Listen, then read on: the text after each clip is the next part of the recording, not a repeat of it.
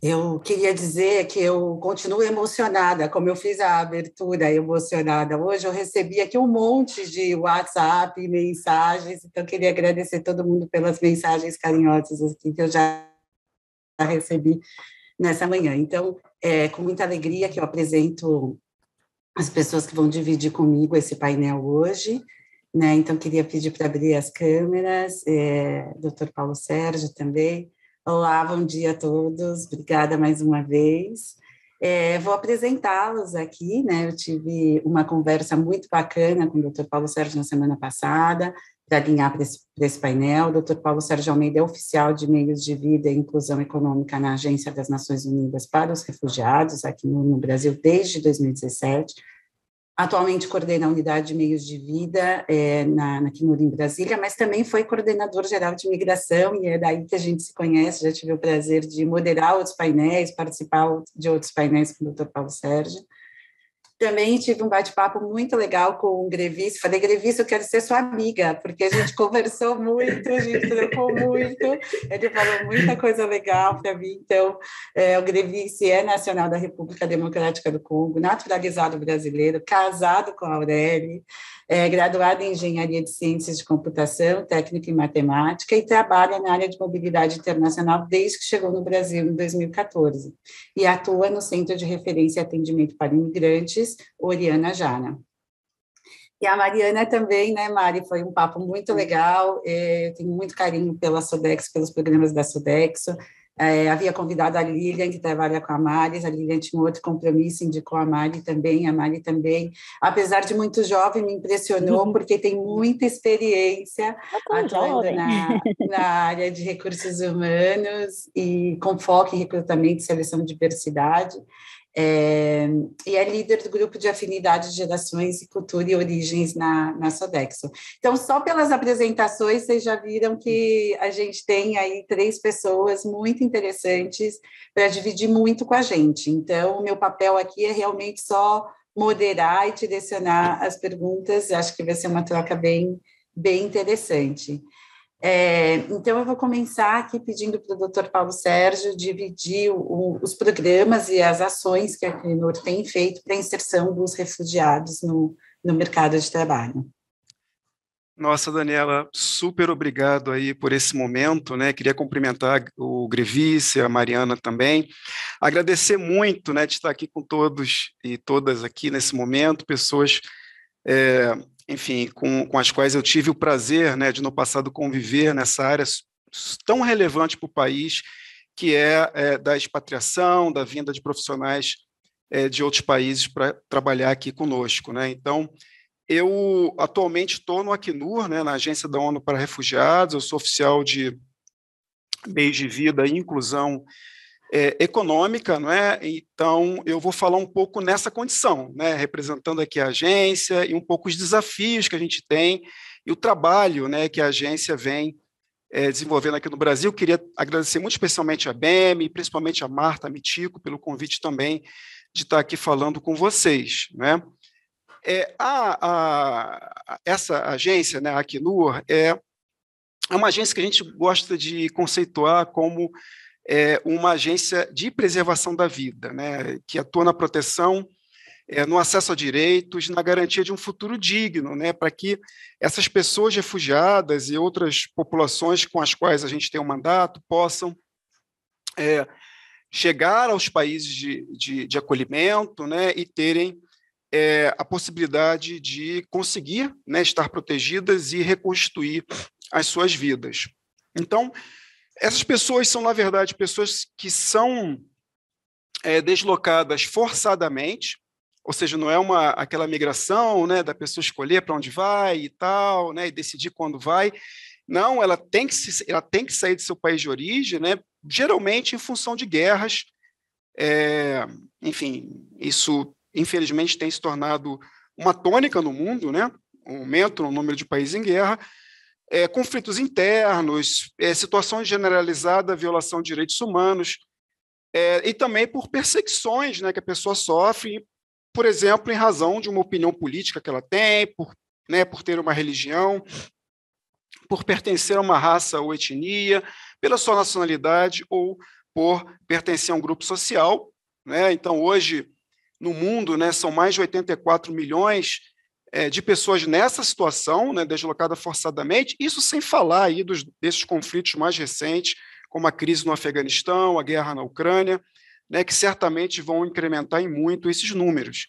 Também aqui na região, a gente tem presenciado um aumento no deslocamento forçado de pessoas, né? Atualmente a gente tem talvez um momento né, de grande número de pessoas deslocadas, especialmente em função da crise na Venezuela, né? E em função dessa crise, somente o Brasil, né, já recebeu mais de 700 mil pessoas, sendo que, né, metade dessas pessoas permanecem aqui no Brasil, né? Nós estamos falando aí, então, de um universo de cerca de 350 mil pessoas da Venezuela que vieram para cá, né, estão aqui buscando recomeçar as suas vidas, né? Eu acho que o painel anterior, né, comentou das mudanças que aconteceram mais recentemente. Eu acho que são mudanças muito positivas, né? A nova lei de imigrações, a 13.445, é um marco na melhoria do ambiente normativo, que se tornou muito mais favorável, né, acolhimento de pessoas vindas de outros países, e ele se junta a um marco que já existia na época, que é a Lei 9474, que regula o Estatuto das Pessoas Refugiadas no Brasil. Também é uma lei muito aberta, né, que acolhe as pessoas, né, que garante acesso a direitos, pelo menos do ponto de vista formal. Então, eu acho que hoje a gente tem aí, tanto para migrantes quanto para refugiados, um ambiente normativo muito mais aberto do que nós tínhamos no passado, né? Então, isso garante amplas possibilidades de acesso à documentação. E no caso especificamente das pessoas da Venezuela, que como eu falei, é a principal, talvez, questão ligada a refúgio no Brasil hoje, né? Essas pessoas já na fronteira têm acesso à documentação. Então, uma coisa muito, muito importante, né, essa resposta que o Brasil tem dado de assegurar já na fronteira, através da Operação Acolhida, né, a que a pessoa possa entrar no Brasil, seja como residente temporário, seja como solicitante do reconhecimento da condição de refugiado, né?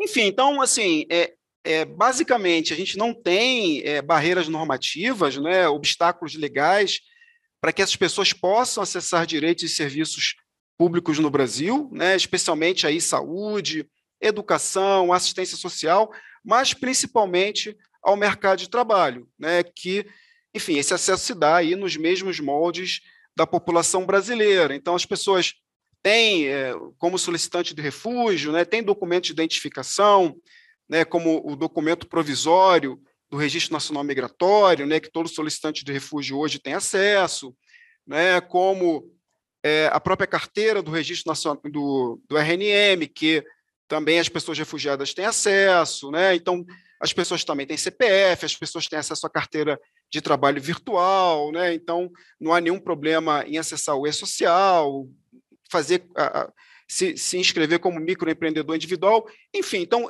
essas questões mais formais, legais, normativas, a gente consegue hoje superar, não é? E as pessoas não têm, em princípio, problemas.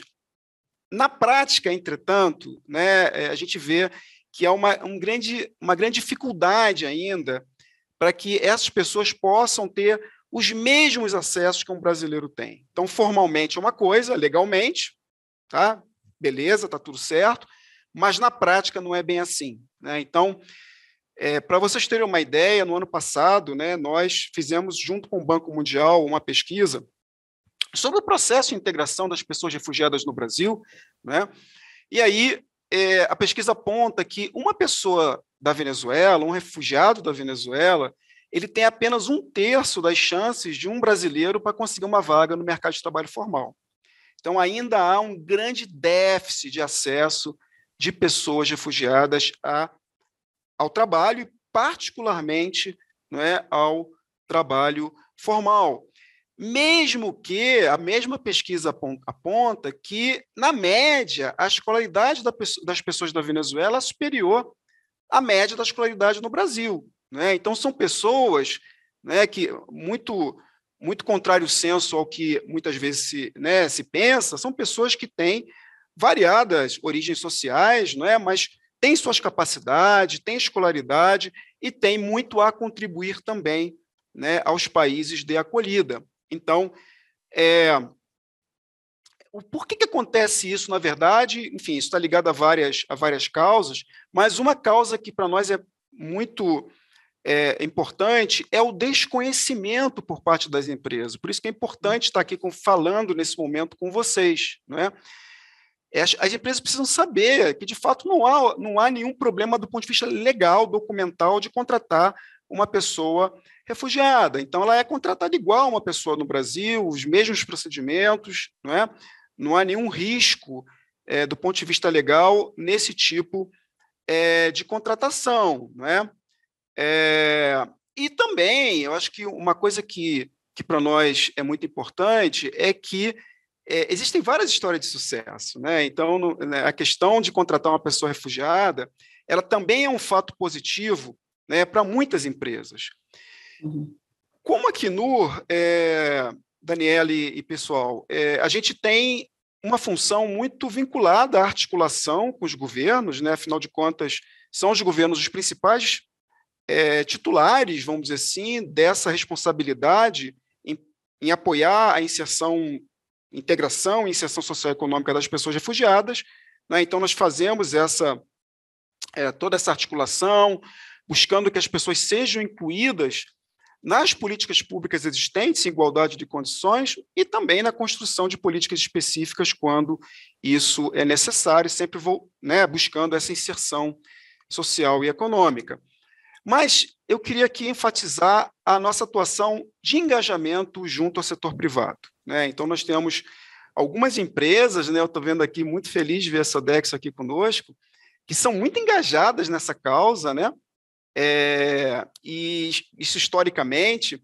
E aí, aproveitando esse engajamento, em 2019, nós lançamos uma plataforma, né, chamada de Empresas com Refugiados, né? Quem puder acessar aí no www.empresascomrefugiados.com.br, né, onde a gente reuniu essas empresas apoiadoras e contamos um pouco nessa plataforma essas histórias de sucesso, né? Então, são hoje 35 cases, né, que nós temos ali relatados, diversos setores, diversas empresas de todos os tamanhos, regiões do país, e o que levou, no ano passado, a gente constituir, junto com essa empresa, um fórum empresarial, né, que é o Fórum Empresas com Refugiados. São mais de 40 empresas que se reúnem periodicamente para compartilhar suas experiências, não é, para buscar o engajamento de outras empresas e aumentar as chances de contratação das pessoas refugiadas aqui no Brasil. A plataforma é uma parceria do Acnur com o Pacto Global, a Rede Brasil do Pacto Global, que é o braço das Nações Unidas para o setor privado, né? Nós também atuamos apoiando o empreendedorismo, que é um outro aspecto importante das pessoas refugiadas no Brasil. Muitas são empreendedoras, querem empreender aqui, então também temos uma plataforma que fazemos a divulgação desses empreendedores, né, junto com a Rede Brasil do Pacto Global, e nessa plataforma hoje a gente tem ali mais de 100 empreendedores que a gente conta também as suas histórias, mostra os seus negócios, estimula, né, que hajam negócios feitos pelas redes sociais desses empreendedores, mas também reunimos vários apoiadores que oferecem cursos gratuitos de empreendedorismo, mentoria, acesso a microcrédito. Temos algumas organizações que fazem ofertas de microcrédito para os empreendedores refugiados, enfim. E aí, um pouco também para falar sobre a questão da Operação Acolhida, né, que é essa resposta governamental. A gente tem apoiado aí o governo desde 2017, né, quando começa a chegada dos venezuelanos. 2018 vem a Operação Acolhida.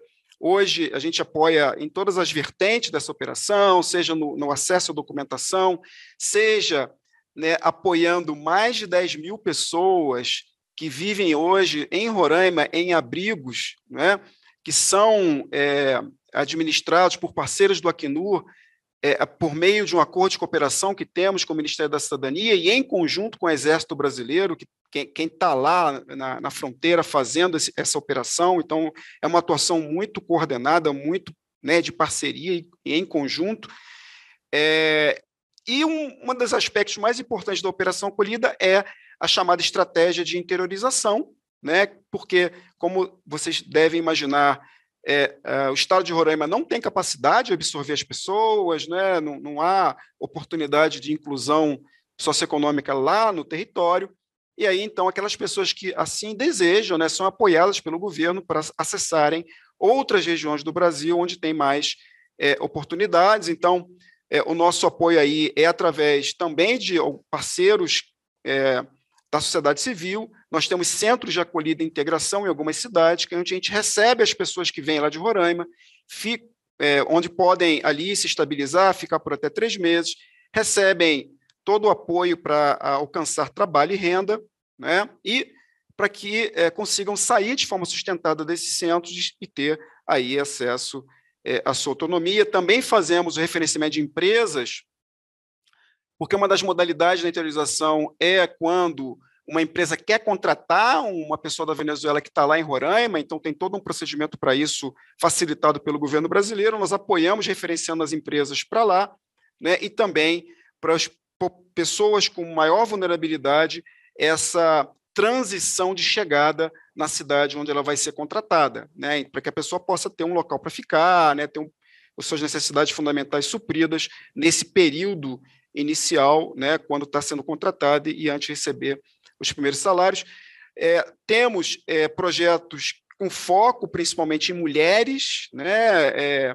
O projeto, por exemplo, Empoderando Refugiadas, né? Que foca em apoiar a mulheres refugiadas a também conquistar a sua autonomia. Então, junto com a ONU Mulheres e também com o Pacto Global, nós oferecemos capacitação, né, e fazemos a conexão dessas mulheres capacitadas com oferta de emprego por empresas parceiras. Foco muito grande também em mulheres que sejam pessoas com deficiência, e também mulheres chefes de família monoparental, né? Então, o relato que nós temos via plataforma Empresas com Refugiados é de que as empresas acabam tendo benefícios com essa contratação, no sentido de uma redução da sua rotatividade, né? Pessoas que trazem inovação, que geram motivação nas equipes de trabalho, que aumentam a diversidade, enfim, que ao final resultam em melhoria na produtividade dessas empresas. Então, eu queria finalizar aqui agradecendo muito e já apelando, né, aqui a vocês que estão aqui, né, as empresas que estão aqui presentes, para que possam conhecer, né, essas ações nossas e possam se engajar conosco nessa missão, né, nessa tarefa de apoiar a inclusão e a inserção dessas pessoas em oportunidade de reconstruir suas vidas aqui no Brasil. Obrigado. Muito obrigada, doutor Paulo Sérgio. Grevício, eu queria que você aproveitasse, por favor, aí todos os comentários e mostrasse aí para a gente do seu ponto de vista, quem está ali trabalhando, falar um pouquinho, né, do CRAI, para as pessoas que não conhecem, e qual o seu papel que está ali do outro lado, atuando com isso. Queria fazer essa pergunta bem aberta, porque eu acho que você tem bastante conteúdo aí para dividir com a gente, tanto do ponto de vista do seu trabalho no CRAI, falando para a gente das plataformas que funcionam, como a gente conversou, né? E então a palavra está com você agora. Olha, eu queria primeiro agradecer, para mim é uma felicidade, é uma hora de ter chamado aqui para compartilhar esse painel. Eu queria agradecer a Dani, que a gente teve uma conversa muito bacana durante a semana passada, e agradecer também o Dr. Paulo e a Mariana, e também aproveitando o gancho, acho que o doutor Paulo falou muita coisa tão importantíssimo que, ao meu ver, e que deveria ser uma coisa que as empresas têm que olhar por perto e não por longe. Então, e também desse engajamento numa perspectiva de que é uma questão deles aproveitar da questão migratória no Brasil e também por uma inovação dentro de uma empresa, porque o olhar sempre vai ser diferente. De um imigrante dentro vai ser bem diferente de um brasileiro e um migrante, porque são experiência que vai ser compartilhada. Aproveitando o gancho, eu queria introduzir também a questão do que eu faço, do meu trabalho no CRAI. o que é o CRAI, na verdade, e como que surgiu o CRAI também. Então, o CRAI, ele é um centro de atendimento para os imigrantes. Sempre a gente tem uma parceria ainda com a Acnur, sempre de trocar muita coisa referente à questão migratória, referente ao refúgio, referente aos materiais também, e sempre que nos ajuda. Então, o CRAI surgiu lá em 2014, e o objetivo, na verdade, era como um centro de acolhida. E isso foi uma parceria entre a Secretaria do Ministério da Justiça junto com a Prefeitura daqui de São Paulo. E com esse surgimento, era para ter uma casa de acolhida que recebia os imigrantes, que naquela época era durante o período da migração haitiana aqui em São Paulo. E isso acabando, em 2016, vendo que a mudança de uma casa de acolhida e foi para um centro de atendimento para os imigrantes, bem um centro de referência mesmo. E o foco agora do CRAI, no CRAI, ele é um foco muito, muito bem interessante, porque hoje ele já é o estabelecimento da Secretaria Municipal de Direitos Humanos aqui de São Paulo, e que é administrado pelo Cefras, que é a Solidariedade Franciscana. E o foco do objetivo do CRAI, normalmente, o nosso foco é de regularização migratória, de acesso ao direitos sociais, orientação jurídica, o serviço social, bem os encaminhamentos também de alguma denúncia de violência de direitos humanos. E hoje, dentro do CRAI, o CRAI, ele, desde que a gente já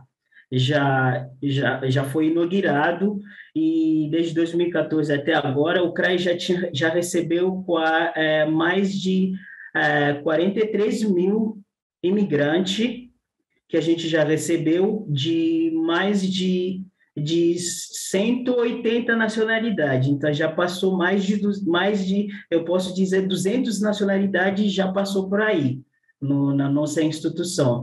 E para você ver que é um foco muito grande de que todas essas nacionalidades são caso a caso, e o número proporcional de atendimento que a gente já fez, dá para ver que são gargalos, são dificuldades, são tudo que já passou por aí, de entender, de planejar e de ter essa parceria entre o Estado, e tem também uma parceria com o município também, de trazer quais são as dificuldades, e também com o órgão federal, pode ser a Polícia Federal, o Ministério da Justiça.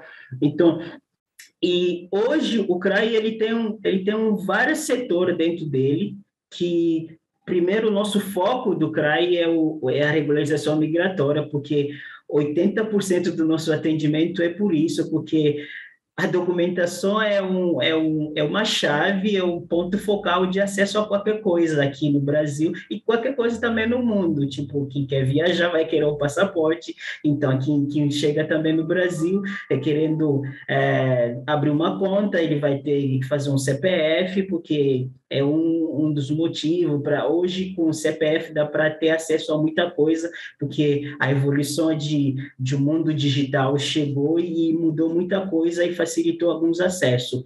E hoje temos uma equipe de regularização migratória que eu mesmo, como a assistência de gestão, que eu estou supervisionando, e todos os procedimentos que é de regularização migratória, desde o pedido de solicitação de refúgio até o pedido de naturalização. Então, uma coisa de que o CRAI faz é de que nós recebemos todos os procedimentos de regularização migratória. Então, nós não temos uma questão específica de atendimento que a gente faz, não. Os atendimentos que a gente faz é todos os procedimentos, seja de reunião familiar, seja de Mercosul, seja de procedimento de acordo Brasil, Uruguai, Brasil, Argentina. Então, todos os procedimentos, quando você abre o site da Polícia Federal, quando você entra na parte de autorização de residência, então, do primeiro item até o último, então é isso que os atendimentos que a gente faz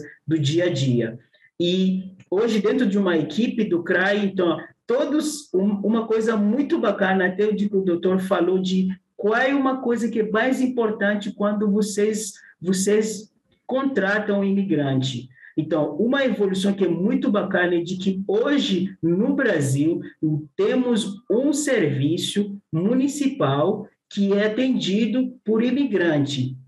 Então, um serviço onde que você tem mais de 70% dos trabalhadores são imigrantes. Então, a equipe de orientação de regularização migratória, os técnicos de imigração são imigrantes. Então, dentro da minha equipe, eu tenho uma pessoa da Cuba, uma pessoa da Venezuela, da Bolívia, do Palestino, da República Democrática do Congo, do Haiti.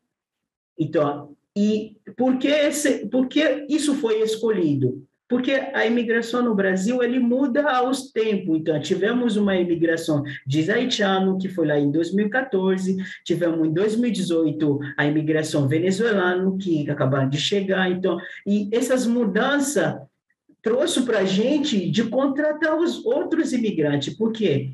Porque é muito bacana de que quando você chega ao local, encontrar alguém que fala a mesma coisa que você, então que fala o mesmo idioma, porque você tem essa facilidade de você enxergar a pessoa, de entender qual é a demanda dele e de orientar ele. Então, ao olhar isso, eu sempre comecei no atendimento e eu vindo muita gente chegando, aí quando ele senta e você conversa ele num dialeto e você vê qual é o alívio que essa pessoa tem de olhar cara a cara e vendo, olha, eu tenho alguém que eu posso contar que pode me orientar e que pode entender a minha dor, que pode entender as minhas dificuldades e me orientar de maneira bem certinha. Então, eu acho que uma das coisas que é bem bacana hoje do CRAI é isso, de que hoje a gente tem mais de 7 idiomas que a gente está atendendo ali. Então, a gente atende em espanhol, a gente atende em francês, em português, e árabe, lingala, swahili, chiluba, crioulo. Então, esses idiomas são atendidos lá no CRAI. Então, hoje em dia, quando alguém do Haiti chega, ele vai ser atendido em crioulo, a pessoa latino-americana chega ali, vai ser atendido, pessoa de Oriente Médio pode chegar lá, vai ser atendido, pessoa da continente africana que vai chegar lá e vai ser atendido no idioma. Então, você vê que esse estabelecimento, que é a equipe do CRAI, trouxe uma coisa que é muito bacana. Até ano passado, que eu queria até aproveitar esse gancho de que nós fomos reconhecidos pelo o Acnur como uma organização e um equipamento inédito de que o trabalho que a gente está fazendo tem que ser implementado ao mundo. Então, eu acho que porque a gente recebeu esse reconhecimento que foi pelo alto comissário, que é o Mazur, que estava aqui em São Paulo, que foi acompanhado com toda a equipe do Acnur. Então, ao ver o trabalho que a gente faz, ele vê que isso nunca foi feito em lugar nenhum. Então, o São Paulo a política local para refugiado em São Paulo, ele é inédito, porque e ele tem que ser adoptado para o mundo inteiro, porque não tem nenhum local aonde que você vai chegar e encontrar que um imigrante fazendo um atendimento e no idioma local também. Desses imigrantes. Então, é uma coisa que só aqui em São Paulo que você vai encontrar. Então, e hoje, o bacana é de que, com esse reconhecimento, estamos vendo outros estados querendo implementar isso. Para mim, isso eu estou vendo como uma coisa bem importantíssima, porque isso vai trazer vai agregar muito para os estados, para os municípios, isso vai agregar para o governo federal também, de que para ver como podemos ter uma política pública bem bacana orientada para os imigrantes e refugiados. Então, e hoje, dentro da equipe do CRAI, temos uma coordenadora, e temos uma coordenação, temos uma equipe uma assistência de gestão de informação, então, é eles que cuidam de todas parte de relatório, de quantos atendimentos são feitos por mês, e temos também uma educadora, temos serviço social, temos uma equipe de advogado, apesar de que nossos advogados não judicializam os processos, porque hoje o CRAI tem um parceiro também, contamos com a parceria da Defensoria Pública, que é o nosso parceiro há muito tempo, desde que o CRAI já foi inaugurado, e também hoje se aproximando também da Defensoria do Estado. Então, hoje temos muitos parceiros de que muita gente com essa questão está se aproximando muito do CRAI, também de levar essa questão de temática de migração, de capacitação. Nos últimos anos, recebemos muitas demandas de capacitação, de que vários serviços, municipal, estadual, querendo se aproximar, porque essa demanda que já tinha, eles estão recebendo muitas demandas, e isso por questão de regiões. Então, e isso é um dos serviços do nossos assistentes de articulação e a educadora, de levar essas informações para os serviços públicos, de capacitar ele e de mostrar ele como tem que ser o atendimento voltado aos imigrantes, para diminuir essa questão de discriminação, de xenofobia, dentro dos órgãos públicos. Então, outra questão que eu poderia falar temos também toda a equipe, temos hoje uma coisa que a gente sempre fala, o nosso bebê, que é o CRAI Move. Então, hoje temos um CRAI Move, e o objetivo desse CRAI Move, ele faz o atendimento dentro dos municípios. Então, hoje temos o CRAI Move, ele tem essa facilidade de que ele vai até o imigrante. Então, uma das coisas que é muito bacana do CRAI é isso. Então, a gente não só espera que o imigrante venha até nós, mas a gente vai até o imigrante. Então, isso é uma coisa muito bacana. Então, não, muito, muito interessante, Grevista. Acho que é muito importante para a gente aprender tudo isso com você, ver todas essas ações. Sim. E eu queria... Desculpa te interromper, Grevista, mas é que é muito interessante, tem muita coisa, mas tem outras perguntas aqui que eu queria também fazer para vocês. Eu estou vendo o tempo passar aqui. Mari, eu queria pedir para você falar um pouco da Sodexo, mas antes, na verdade, eu queria parabenizar vocês, porque eu vi ontem no LinkedIn, nas mídias, que a Sodexo foi reconhecida essa semana, né? Ganhou um prêmio pelos programas de diversidade e inclusão, foi reconhecida pelo Instituto Etos e Época Negócios como destaque. Então, a gente já tinha feito o call de alinhamento, já tinha convidado vocês, falei, nossa, que legal ver esse prêmio. E aí eu queria que vocês dividissem um pouquinho com a gente isso, quais são os programas implementados pela Sodexo, que você fez parte, para a inserção dos refugiados no mercado de trabalho. Obrigada, Daniela, obrigada pela parabenização, né? Então, me apresento a vocês, né? Meu nome é Mariana, trabalho aqui na Sodexo, né? Na Sodexo On-Site. Então, para vocês entenderem, né? A Sodexo é uma empresa multinacional e ela tem 3 divisões de trabalho, vamos falar assim. É On-Site, que é onde eu estou trabalhando e é do que eu vou falar.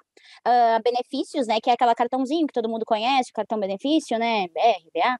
E também a gente trabalha com serviços pessoais, né?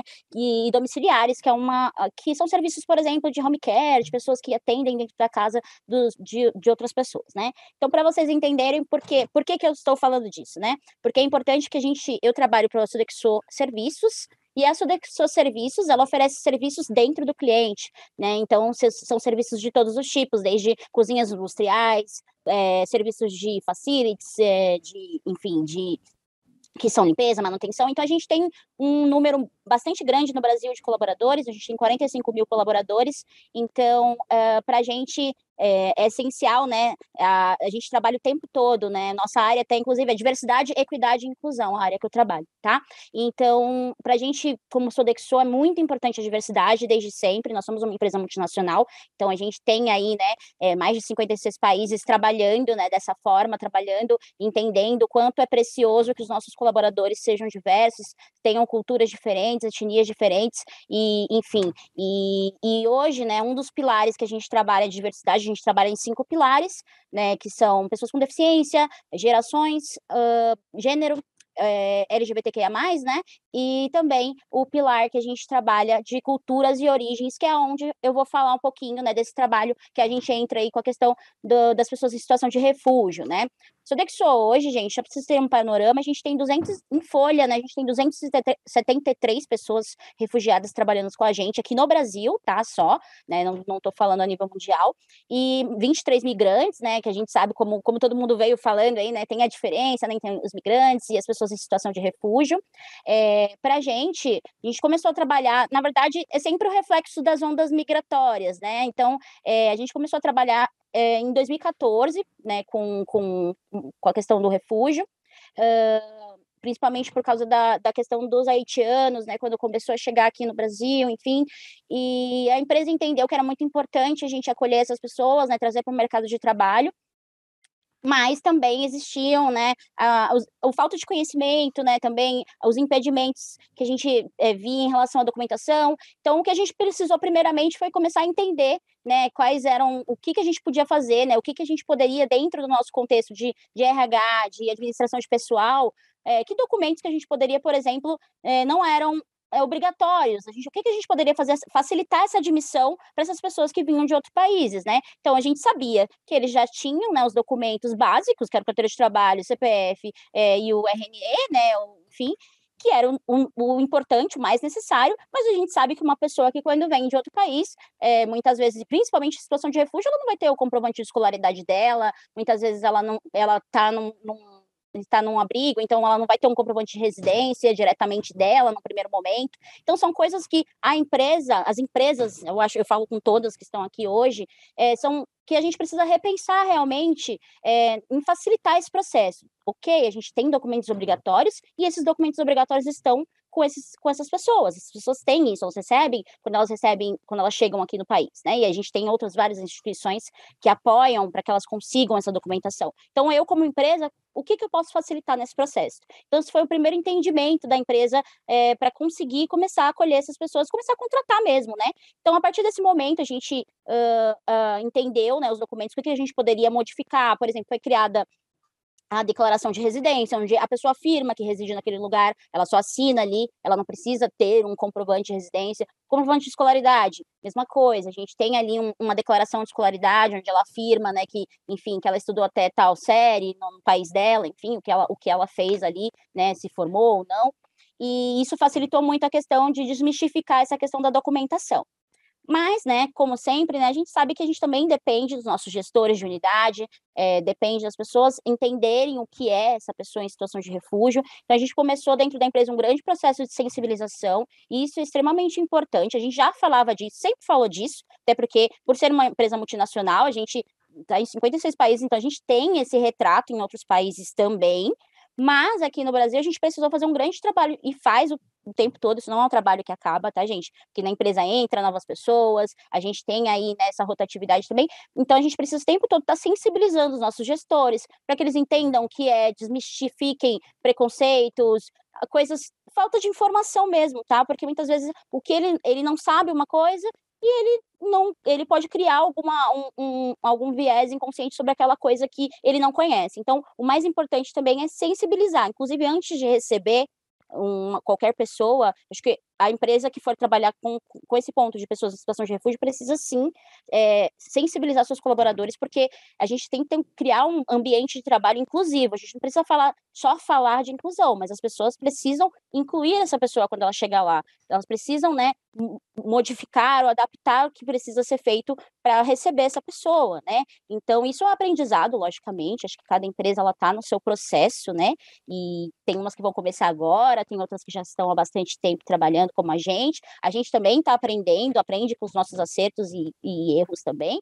Mas, então, a gente entendeu que precisava sensibilizar os nossos gestores. Isso foi uma etapa muito importante. E dentro dessa etapa, a minha gerente, né, que é a Lilian, que até a Daniela comentou, a Lilian Haut, ela criou, né, dois manuais, né, que era um manual para o refugiado e o manual para as empresas, né? Ela fez ali, né, junto com os estudos, com tudo que a gente já tinha ali de expertise, um manual, isso em 2016, explicando documentos, explicando para o refugiado que chegava quais documentos que ele ia ter que utilizar, o que era descontado da folha de pagamento, o que eram os impostos aqui no Brasil, mas por que tem esse desconto aqui sei lá, de FGTS, por que eu tenho esse desconto? Então, a gente tem ali nesse manual explicadinho o que é cada coisa, o porquê dessas coisas, quem ele pode procurar, né, se ele precisar de ajuda, se ele precisar de apoio em relação à documentação, e isso foi muito bom, assim, teve um retorno muito grande. Até hoje a gente disponibiliza esse material, isso já faz, né, bons anos, mas assim, porque ele é um material muito útil, tanto para a empresa, porque ele tem ali, ele desmistifica todas as questões de dúvidas, né, e como contratar, como o RH pode possibilitar essa contratação, e também para a pessoa que chega, porque a gente já entrega, quando ele entra na empresa, ele recebe o manual, então ele já tira algumas dúvidas dele, né, lógico, entendendo, né, se ele já entende português, como está o nível dele, a nossa gestora também se disponibiliza a fazer a leitura junto, se por acaso tiver alguma dificuldade, né, então a gente, isso facilitou muito ter esse material, né, então, e desde então só veio crescendo, né, as nossas ações, dentro da questão de situação de refúgio, a gente entende a grande importância disso, né, e não só a importância pela questão social ou a questão que a gente precisa fazer, mas como empresa a gente identificou os resultados vindo dessas contratações, tá? Hoje, né, a gente tem aí refugiados, pessoas que vieram da Angola, Senegal, Paquistão, haitianos, venezuelanos, né? Hoje, a maioria hoje dos nossos refugiados são venezuelanos, né? Isso por vários fatores, porque principalmente, né, pela questão da quantidade que chegou, né, desde 2018, a questão da facilidade também do idioma, né? Por mais que seja espanhol, mas existe uma similaridade, né? Então a gente consegue aí consegue compartilhar com eles mais vagas também, né? Lógico que não tem essa diferenciação, mas realmente os venezuelanos são uma demanda muito grande. Para vocês entenderem, a gente hoje tem 166 venezuelanos dessa quantidade de 273, então é muita gente, né? E chega mais, cada dia mais, e a gente está super, né, de portas abertas para receber mais pessoas, mas é uma realidade, né? Então a gente, após, né, entender todo o contexto, a gente buscou parceiros, então a gente é parceiro da Acnur, a gente é parceiro de várias instituições, acho que hoje a gente trabalha por volta de 8 ou 9 instituições, né, que a gente tem aí a PAR, a Caritas, a AVSE, Instituto Venezuela, Missão Paz, ADOS, então são todos parceiros, né, muito próximos nossos, com quem a gente tanto solicita currículos, né, para processo seletivo, tanto também apoio, por exemplo, se a gente tem algum tipo de dificuldade, se tem alguma ação que a gente precisa apoiar essa pessoa, esse colaborador. Então, é muito importante para toda empresa que for iniciar esse processo, estar com esses parceiros, entender, né, entender que eles podem nos apoiar em tudo mesmo, gente. Isso é muito essencial, a parceria, porque eles vão nos apoiar desde, né, lá, por exemplo, o pessoal de Venezuela, como o Dr. Paulo até falou, né, a gente, desde Roraima, a gente faz a entrevista, tem a questão, né, da acolhida, a gente faz, né, a interiorização das pessoas também, tá? Então os parceiros nos apoiam muito nisso. Então, a gente começou essa movimentação, então, de incentivar os nossos gestores a contratar, desmistificar que a contratação é difícil, não é difícil, é igual a todo mundo, né? mas, porém, você precisa ter um tato, um cuidado, né, ao receber essa pessoa, entender que ela veio de uma cultura diferente, compreender que essa pessoa ela vai estar em período de adaptação, tanto no país, né, entender o contexto que ela veio, que eu acho que é muito importante você entender que essa pessoa ela não está a passeio, né, então é importante entender que ela vai vir com questões pessoais, muitas vezes questões até traumáticas, que a empresa precisa disponibilizar também atendimento, precisa disponibilizar apoio, né, a essa pessoa. A gente, inclusive, internamente tem um sistema de apoio, a gente chama de apoio PES, que é para qualquer colaborador, obviamente, né, que aí vai ter apoio psicológico, jurídico, e muitos dos nossos refugiados utilizam esse benefício, né, porque é uma forma também de orientação.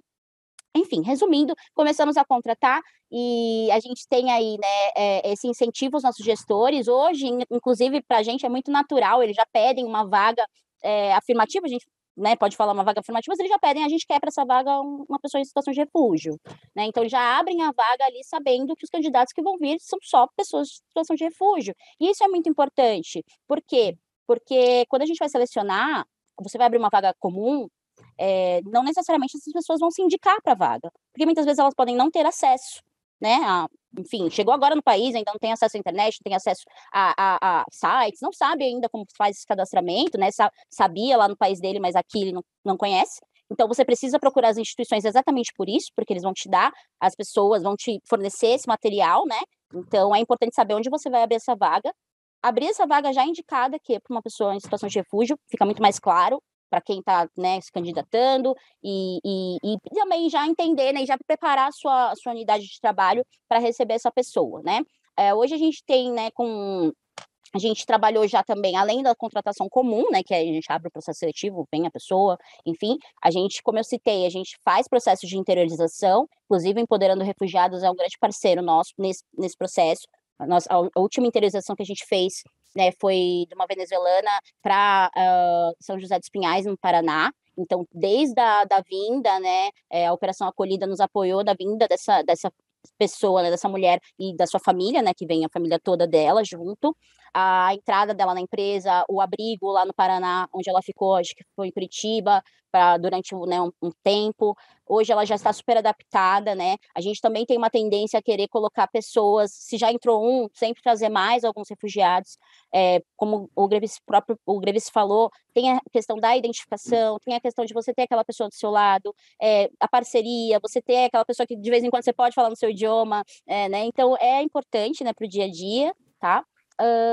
E além da interiorização, que a gente utiliza muito, principalmente para cidades que a gente tem dificuldade de ter pessoas para trabalhar, às vezes porque é muito no interior, porque né, num lugar mais remoto, enfim, a gente consegue fazer esse processo, já fez processo de colocar quase uma unidade inteira com pessoas refugiadas, assim, abriu uma unidade de 10 pessoas, a gente colocou 9 pessoas em situação de refúgio, porque essas pessoas tinham a disponibilidade de se mudar para a cidade, né? Isso é importante, eu acho que para quem a gente trabalha com serviços, né? Então a gente trabalha no Brasil inteiro, a gente trabalha lá no meio lá da floresta amazônica, a gente tem unidade, né? Por exemplo, a Vale mesmo é uma unidade que ela fica bem no meio da floresta amazônica. Você tem lugares que são mais longínquos e o processo de interiorização é muito válido, tá, gente? Eu estou numa posição aqui super difícil. Eu já moderei vários painéis, mas esse eu não consigo interromper vocês, porque eu acho que eu precisava de 1 hora com cada um de vocês e não com todos vocês juntos, sim, porque acho que é muito conteúdo, como eu já imaginava.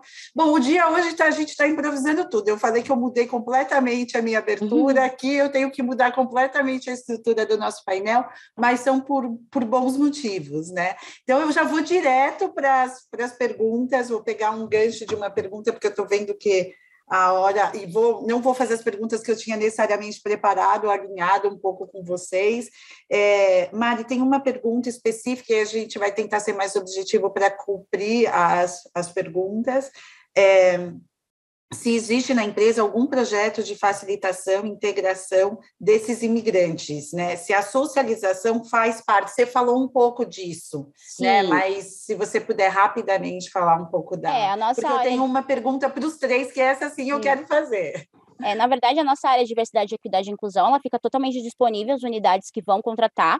Então, a gente faz, né, junto com eles, tanto desde a sensibilização, né, as orientações, qualquer apoio, suporte, né, a gente é uma área de suporte, então a gente dá às unidades, né, então para facilitar isso, e sugestões e boas práticas que já são feitas na empresa. Então, quando a unidade recebe, ela já recebe essas dicas e as propostas que ela pode adequar, né, essa pessoa em situação de refúgio. Se por acaso for uma situação que a gente precise de apoio, a gente também tem as instituições que apoiam e que dão esse suporte, tanto de treinamento, de sensibilização, enfim. Então, elas estão sempre disponíveis para nos apoiar, tá?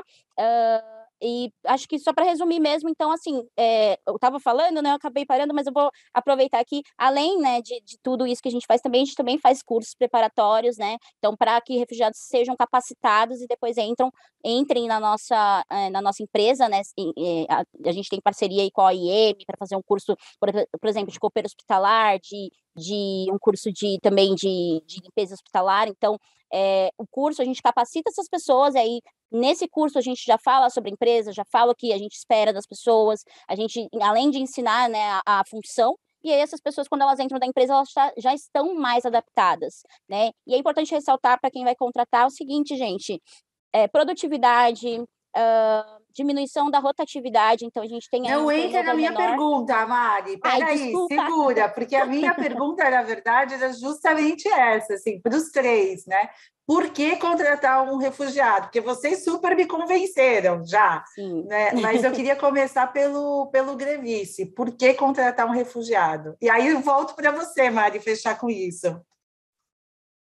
Tá, olha, é porque contratar o refugiado, eu sempre até eu falo assim, de estar o estatuto de refugiado, quando você contrata, você está contratando um profissional, então acho que o mais importante de que as empresas têm que colocar é de colocar primeiro que eu estou contratado um profissional, apesar de estar um refugiado, ele é um profissional. Por quê? Porque a gente percebe muito de que quando a empresa querendo contratar um refugiado, achando como um coitadinho. Não, mas não é. Ele não é um coitadinho, ele é um profissional. Então, você está contratando ele como todo brasileiro. Apesar de o estatuto dele, de refúgio, é um estatuto que pode até mudar, porque a pessoa não é refugiada, a pessoa está refugiada. Então, acho que isso é um dos ganchos que eu tenho que colocar e que fica bem que fica para todo mundo, todas as empresas que estão aqui, de que quando você contrata uma pessoa, você está contratando um profissional porque ele está agregando dentro de uma empresa. Então, e quando a pessoa é contratada dentro de uma empresa, é para resolver os problemas. Então, e outra coisa é de que tem trabalho que são regulamentados e não regulamentados. Então, o que a gente percebe é assim, as empresas poderiam contratar pessoa administrativo, que são imigrantes, refugiados, porque o que a gente percebe é de que a maioria deles são de terceiro setor. Então, isso é uma verdade que a gente tem que falar, de que hoje, de ver que a maioria são de terceiro setor. Então, por que uma pessoa que, como o doutor Paula falou, que a maioria não se engana, porque a maioria das pessoas que são imigrantes tem uma pós-graduação, são graduados, são engenheiros, são formados. Então, tem algumas questões que vai precisar de uma regulamentação, mas tem outro que não vai precisar. Então, imagina uma pessoa que é engenheiro de administrador, mas que trabalha na área de limpeza. Então, eu acho que alguma coisa ali não está tão bem encaixado. Então, acho que o mais importante é de olhar também por isso, não só de incluir, mas também de agregar essa pessoa e de colocar ele num trabalho que é referente à formação dele, que é referente à capacitação que ele tem de agregar dentro de uma empresa. Eu acho que é isso, em geral, que eu poderia falar. Doutor Paulo Sérgio, algum comentário para acrescentar aí na resposta do Grevice? Não, mas eu concordo 100% com o Grevice, eu acho que é isso, né? Eu acho que a gente tem que olhar para as pessoas a partir das suas capacidades, né? Essas pessoas têm muitas capacidades, né? Desde conhecimentos profissionais, né? Visões diferenciadas, né? Porque lá né, se resolve problemas de uma outra forma, e isso pode agregar aqui, né, na maneira que as empresas atuam, falam outros idiomas. Eu conheço várias empresas que têm contratado pessoas refugiadas pelo conhecimento de idiomas, né? Porque fazem negócio com outros países, né? Aqui tem várias empresas que atuam fazendo negócio com outros países, então são pessoas que falam outros idiomas, conhecem outras culturas, fica mais fácil que esse relacionamento seja estabelecido. São pessoas que trazem inovação, como eu mencionei, não é? Que, enfim, agregam as equipes de trabalho, muitas vezes as equipes de trabalho, até para essa pessoa trazer uma história de vida, né, que é impactante, isso traz motivação para as equipes de trabalho. A questão da rotatividade, nós temos vários feedbacks de empresas de que são pessoas que têm mais aderência, né, a empresa que está contratando, porque aquilo é a oportunidade da vida daquela pessoa, ela quer, né, enfim, continuar naquela empresa. Agora, isso que o Grevice falou é muito importante, né? Nós temos um problema no Brasil, que é a dificuldade de reconhecimento de documentos de outros países, né? Quantos engenheiros... Eu queria aproveitar, doutor Paulo, e fazer uma pergunta que veio no chat relacionado a documentos. A pergunta é a seguinte: algumas universidades têm processos facilitados para reconhecimento e revalidação de diplomas de refugiados. Existe algum programa ou projeto da Acnur para divulgação e ampliação desse reconhecimento e parceria com empresas para a contratação? Vocês, por acaso, já conseguiram mensurar em números a porcentagem de pessoas beneficiadas, o impacto nas pessoas envolvidas? Olha, são muito poucas. Né? Na verdade, são muito poucas as pessoas que conseguem fazer a sua revalidação de diploma pelas dificuldades, né, desse processo. É muito caro, é lento, é difícil. A gente sabe que tem várias universidades que têm programas facilitados, né? Tem a plataforma Carolina Bore, que foi criada recentemente, mas tudo isso ainda não é suficiente para aumentar o número de pessoas que têm os seus diplomas revalidados, né? O Acnur tem um programa que é a chamada Cátedra Sérgio Vieira de Mello, que é um programa que a gente tem várias universidades, né, a maioria delas públicas, que são parceiras do Acnur e que promovem o tema do refúgio, seja para os seus estudantes, né, seja para fazer pesquisa, seja em projetos de extensão, seja para abrir vagas, né, nos seus processos de seleção para graduação, e seja também para revalidação de diploma. Agora, ainda assim, não é, a gente tem muita dificuldade com isso, né? A gente, enfim, por mais que a gente busque esse tipo de apoio, eu acho que é fundamental que haja uma mudança legislativa no Brasil, né, no sentido de facilitar, porque a gente está perdendo talentos. No fundo é isso. E não é só as pessoas refugiadas e imigrantes, não, nós estamos falando de brasileiros também, que muitas vezes se graduaram fora do país, né, em universidades de renome, muitas vezes, e tem uma dificuldade enorme de conseguir a sua revalidação. Então, no fundo, o país perde, porque nós estamos perdendo talentos, pessoas que poderiam estar aqui trabalhando nas suas profissões e contribuindo enormemente para o progresso do país. Não é? Se a gente for olhar o percentual de pessoas refugiadas que estão subcolocadas no mercado de trabalho, ele é superior ao percentual de brasileiros. Com brasileiro que acontece, né? A pessoa se formar e tal e não conseguir emprego na área, isso acontece com o brasileiro.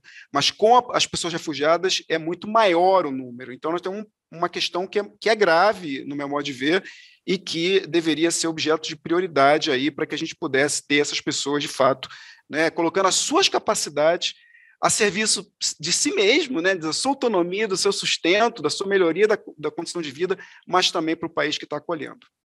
Doutor Paulo, tem mais uma pergunta, e depois vou passar para a Mari para a gente fechar, porque está todo mundo me avisando que eu vou estourar o tempo, mas eu vou mesmo, eu preciso de mais 5 minutos, pelo menos. O que o senhor acha da obrigatoriedade em abrir mão do pedido de refúgio para a concessão de autorização de residência pelos vistos humanitários?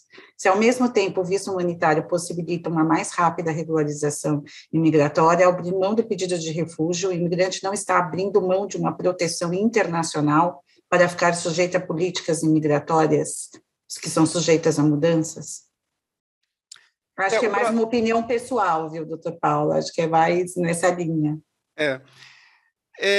Como é que funciona lá na fronteira, né? Quando as pessoas chegam da Venezuela, por exemplo, né?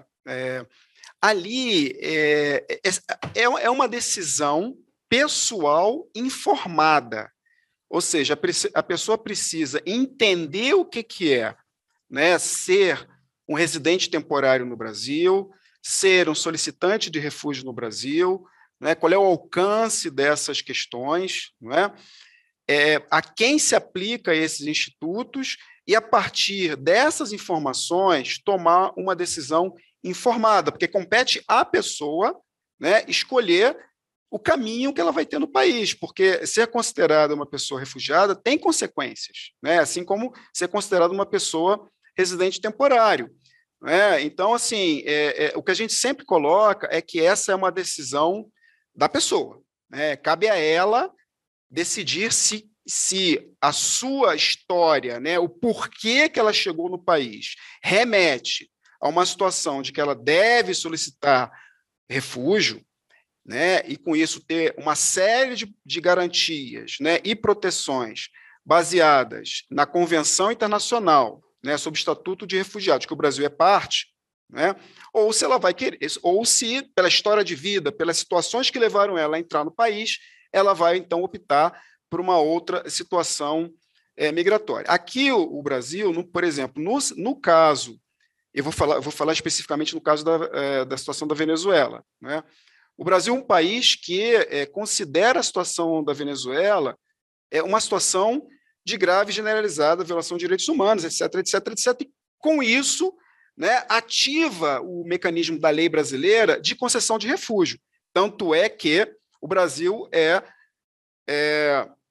um dos países que mais refugiados venezuelanos tem reconhecido. Nós temos mais de 46 mil pessoas da Venezuela reconhecidas como refugiados no Brasil, no universo de um pouco mais de 61 mil pessoas. Então, enfim, o Brasil tem feito a sua parte no sentido de tramitar os pedidos de refúgio de pessoas da Venezuela, né?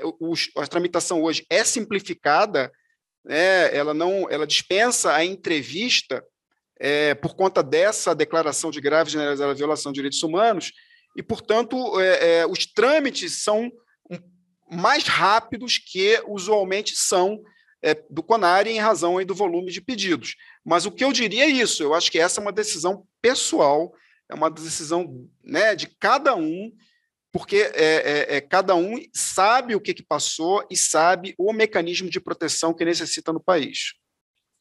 Obrigada, doutor Paulo. Mari, agora sim, você pode dizer para a gente por que contratar um refugiado? A gente, assim, eu falo aqui como empresa, né, mas concordo plenamente com tudo que o Grevice e o Dr. Paulo falaram aqui, trouxeram de informação, mas acho que o mais importante, principalmente para a gente, né, como empresa que reflete, que a gente enxerga produtividade, né, a gente tem aí reflexos de produtividade, tem redução de turnover, sim, a gente consegue aí, em equipes que a gente antes tinha muitas pessoas saindo da empresa, a gente consegue conservar equipes que estão ali interligadas, que ficam mais na empresa, devido aos objetivos de vida, entre outras coisas, né?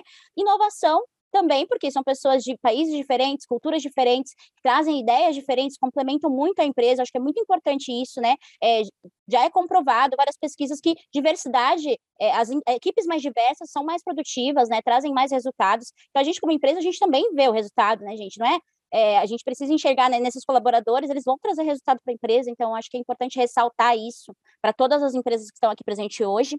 Também, assim, questão de engajamento dos outros colaboradores. Os outros colaboradores, eles ficam muito interessados de acompanhar, de engajar, de entender que a história dessa pessoa e entender, trazer a cultura dessa pessoa também para a unidade. Por exemplo, a gente trabalha com restaurantes industriais, então, enfim, fazer um dia onde aquela pessoa vai trazer, né, a alimentação da cultura dela, o que é feito, que pratos são feitos da cultura dela. Então, assim, é legal, né, muito legal para o engajamento dos colaboradores também. E também, né, reputação de marca, né, a gente está aí, esses reconhecimentos que a gente recebe são exatamente porque a gente tenta o tempo todo trabalhar e trazer essas pessoas para a empresa, né, e esse reconhecimento não é nosso, Sodexo, e sim dos nossos colaboradores, né, são eles que trazem os resultados para a empresa, e trazendo essas pessoas que a gente consegue resultado. Não tem como você conseguir ter reconhecimento se você não, né, prezar pela diversidade, pela equidade, pela inclusão dessas pessoas no mercado de trabalho. E, assim, convido a todos, até o Dr. Paulo colocou aqui, né, a gente é parte do fórum de refugiados. Então, também procurem, né, fazer parte de fóruns, fazer parte, né, de conversar com as instituições para aprender cada vez mais, né, sobre o tema. E acredito que é isso, assim, o mais importante realmente é trazer as pessoas para o mercado de trabalho, dar oportunidade, e essas pessoas elas vão né, mostrar aí com o profissionalismo delas a que vieram, né, esse país e com certeza só agregar. Obrigada, Mari. Eu estou com muita pena, realmente, de ter que terminar esse painel. Queria já deixar um convite aqui para a gente marcar em outro momento. Eu tenho pelo menos 10 outras perguntas e eu acho que todas são super interessantes. Se a gente marca uma live, um podcast, porque eu acho que esse papo continuar. Eu sinto que eu não consegui, assim, passar para todo mundo que está ouvindo a gente, tudo que eu consegui aprender em outras conversas com vocês, mas eu acho que fica aí o convite, se vocês toparem, da gente fazer um podcast, uma live e continuar com essa conversa em outro momento. Queria mais uma vez agradecer a oportunidade de moderar esse painel, de ter conhecido vocês, eu aprendi demais, assim, com vocês nesses dias, e acho que todo mundo aqui também. E também queria agradecer o Vitor Bastos, que também é associado da BEME, conversou comigo ontem também, me passou uma série de perguntas, não deu tempo de fazer todas, então a gente pode combinar uma outra oportunidade. Obrigada, gente, já estourei meu tempo, a coordenação está aqui no meu pé. Obrigada mais uma vez.